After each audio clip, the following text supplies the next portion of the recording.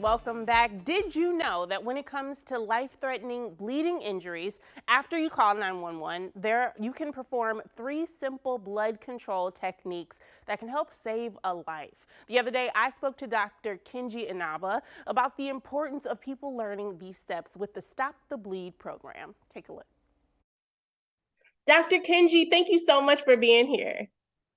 It's truly an honor to be here. Thanks for having me.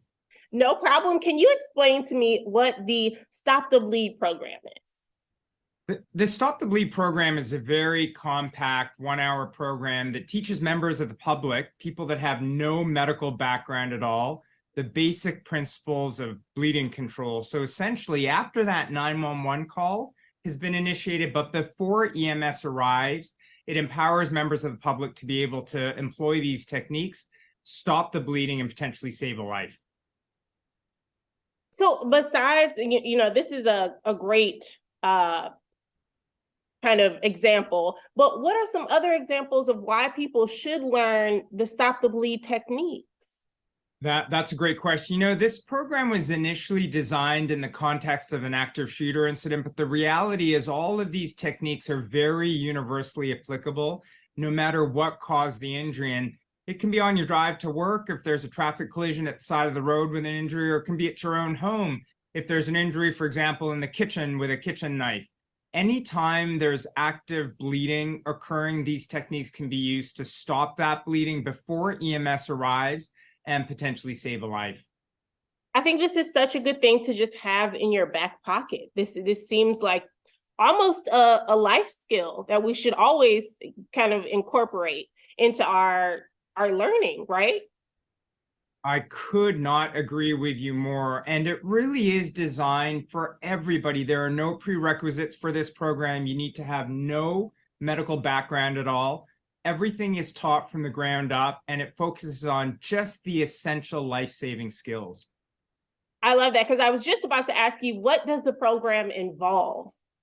Yeah, essentially, it's broken down into 2 parts. There's a classroom section that covers all the theory behind the bleeding control, and it moves immediately into a hands-on component that really goes over these 3 techniques: the application of pressure, packing a wound, and tourniquet application. Just the very basic things that can be employed between that 911 call and EMS arrival to stop that bleeding. Wow. And I'm just going to go ahead and say, just like we discussed, this is a life skill that we should all know. But how old do we need to be, or how old do you think is too early, too late to learn about stopping bleeding techniques?